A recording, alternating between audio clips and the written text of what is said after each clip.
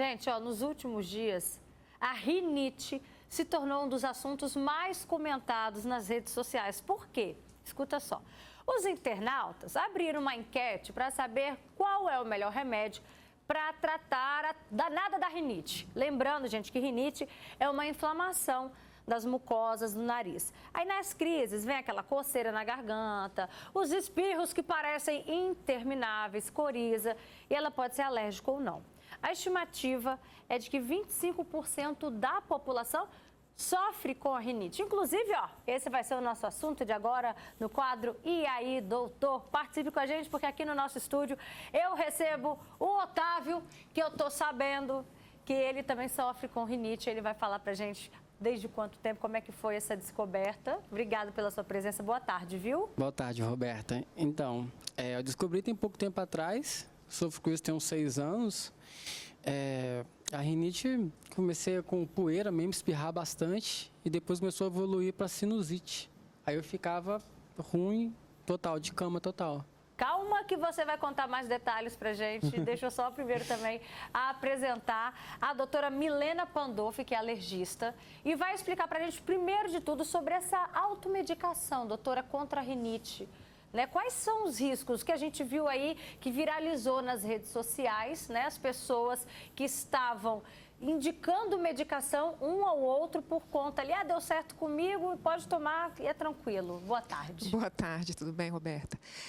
Então, tratar a rinite não é fácil, primeiro. Então, por mais que o paciente, o leigo, queira trocar medicação, provavelmente não vai funcionar. Funciona bem para aquele paciente que tem rinite intermitente, ou seja, que ele tem sintomas de vez em quando. E aí ele vai tomar o antialérgico ali, que ele às vezes já está acostumado, e talvez um seja melhor que o outro para certos tipos de paciente, mas existem inúmeras formas de tratar, desde formas naturais, com a lavagem nasal, até medicamentos e até a gente poder pensar num tratamento com vacina, que aí sai do remédio. Então, a gente precisa pensar em como esse paciente se classifica na doença e aí programar um tratamento para ele. A automedicação é muito complicado. Existem várias formas de medicar e de tratar, desde medicamentos que são usados para crise, para aliviar sintomas, até medicamentos que a gente pode usar no longo prazo, sendo que o paciente vai ser acompanhado para ver os efeitos colaterais dessa medicação, se for necessário. Então, pelo amor de Deus, nada de ficar acompanhando, né, os doutores Googles aí da vida, muito menos aquele que está nas redes sociais indicando remédio um para o outro, né? Exatamente. Só para fazer um passo a passo em relação ao tratamento, existem 3 pilares de tratamento na rinite alérgica. Primeiro, controle ambiental. Então, eu preciso controlar aquilo que me faz mal. Qual é o meu alérgeno? É a poeira? Então, eu vou controlar, vou tentar fazer, dentro do possível, o controle daquele alérgeno dentro de casa. A maioria dos pacientes consegue ficar bem só fazendo esse controle. No segundo passo, são as medicações. A gente vai ver, de acordo com a classificação dessa rinite, qual é a melhor forma de tratamento, pensando no remédio. E o terceiro pilar é a imunoterapia, que são os tratamentos mais específicos para essa rinite alérgica. Perfeito. Vamos convidar então mais uma pessoa para o nosso bate-papo. Ela também sofre com rinite. A Aline, gente. E ela vai contar para a gente como que ela descobriu. Boa tarde, Aline. Boa tarde. Conta pra gente quais os sintomas que vêm à tona, né? Como é que você descobriu aí que você sofre com rinite? Então, eu descobri na minha adolescência, né? A minha mãe via que eu ficava espirrando muito, principalmente com sintomas como se fossem gripais, né? Nariz escorrendo, muita dor de cabeça. E quando ela me levou ao médico, o médico identificou que teria uma série de produtos que eu não poderia usar. Perfume, sabonete com cheiro muito forte, desodorante. Então, eu teria que evitar ao máximo de usar esses produtos com esse cheiro muito forte. E aí, quando você suspende, você percebe que realmente melhora? Sinto muito alívio mesmo. Até, por exemplo, quando eu estou em casa, né, meu esposo costuma usar um desodorante masculino, é muito forte, né? Eu até às vezes peço para ele ir usar lá na varanda, porque o cheiro fica na casa e aquilo me irrita de uma forma, me dá muita dor de cabeça, o nariz fica muito entupido e vai surgindo os sintomas. Deixa eu ver aqui. Por exemplo. Perdão, vai, conclui. Poeira também irrita muito. Pelos de ursos de pelúcia, de cachorro, tudo isso faz irritar bastante. Deixa eu ver agora, então, com o Otávio, que está aqui, o que irrita, né? O que ataca a rinite? Não, a minha rinite, perfume não é mais poeira mesmo. Mas poeira, o que atacou sempre foi poeira. Aí eu ficava ruim. Começava a escorrer, né? Ficava com coriza e tal. Isso. Na sua casa tem tapete? Tem tapete. Tem tapete. Tem almofadas? Tem almofadas. Você dorme com cobertor de pelo?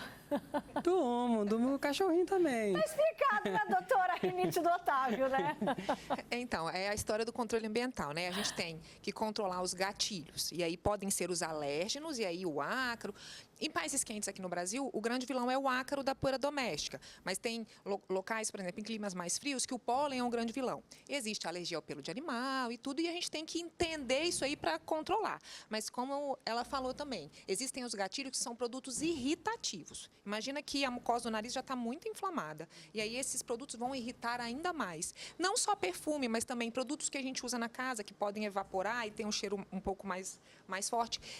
Incenso, fumaça, até óleo essencial, e às vezes, se ele tiver um cheiro mais forte, pode ser um irritativo para essa mucosa que já está muito inflamada. Então, fazer o tratamento da doença pode me ajudar a desinflamar e a tolerar um pouquinho mais esses produtos que têm um cheiro um pouquinho mais forte. Não quer dizer que ela vai poder usar, mas pode sim ser um pouco mais tolerante. Doutora, nunca tive rinite. Às vezes a pessoa em casa está pensando assim, ela pode vir a desenvolver? Pode. A alergia a gente desenvolve.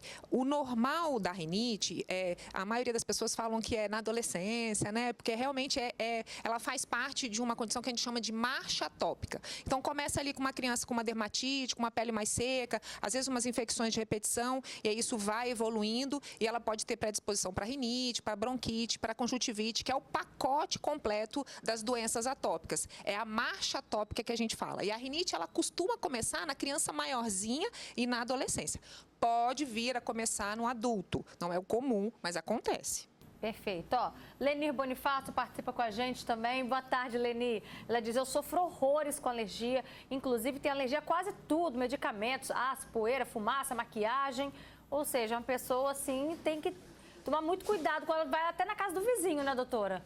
Existem pessoas que são mais sensíveis e que têm múltiplas alergias. É importante a gente investigar para saber se não é um alérgeno em comum em todas as situações ou se são situações diferentes que aí precisam ter cuidados diferentes, né? Geralmente as pessoas que têm sensibilidade maior a cheiro, vários tipos, até cheiro de maquiagem pode realmente incomodar.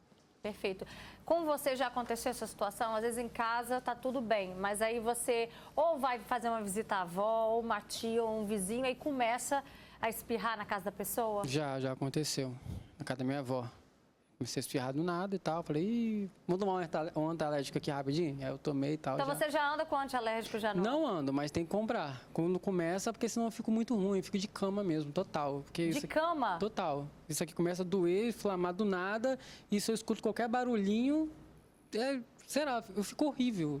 Parece que fico, sei lá, não sei nem como explicar. Quando chega nessa situação, tem que entrar com antialérgico, doutora? A qualidade de vida do paciente alérgico é muito ruim. A gente até compara com outras doenças crônicas, como diabetes, hipertensão. Eu sempre brinco com meus pacientes, rinite não mata, senão você teria vindo procurar ajuda bem antes. O paciente convive com aquilo ali. Mas isso atrapalha o sono, atrapalha o trabalho, atrapalha na concentração. A pessoa no outro dia está mal-humorada. Então, realmente, a qualidade de vida do paciente que não está tratado é muito ruim. Então, a gente não trata pensando só em risco de vida, porque esse paciente não tem risco de vida, vamos botar assim, né? Mas a qualidade de vida dele é muito ruim. Isso pode levar a outros problemas. Então, por exemplo, uma sinusite pode evoluir para uma sinusite bacteriana, para infecções de repetição, e aí você tem que tratar situações que são complicações da rinite. Olha só, tem aqui o comentário da Alessandra, ela fala, Roberta, boa tarde, meu filho tem rinite, ele usa loratadina, ele quer saber qual é a sua opinião a respeito desse medicamento, se realmente é o melhor, doutora? Então, os antialérgicos, eles são da classe dos antihistamínicos. Cuidado que no mercado se vende muito antialérgico, que é uma combinação de antihistamínico com corticoide. Então, a loratadina ela é um antihistamínico. E aí, no mercado, a gente tem antihistamínicos de primeira geração e antihistamínicos de segunda geração. A grande diferença entre eles não é nem o efeito, e sim os efeitos colaterais. Então, os de segunda geração, e a loratadina é o primeiro deles, é de segunda geração, ele é uma boa opção. Mas, geralmente, são para tratar sintomas em crise. Dificilmente eles vão ter impacto no longo prazo. Então, não é uma medicação para você pensar como forma de tratamento. Pode ser usado todo dia, se tiver acompanhamento? Pode, mas não vai ter impacto na cronicidade, na inflamação da doença. Perfeito. Olha, Bianca Batista também participa com a gente. Ela diz que a filha dela tem rinite alérgica, tem alergia a tudo quanto é tipo, né, de poeira. Trata com medicamento recomendado pelo médico, né, remédio que aplica no nariz. Às vezes ela não dorme, notou que o nariz dela resseca e funga direto. É horrível. Então, é importante, doutora, por exemplo, aliar a lavagem nasal?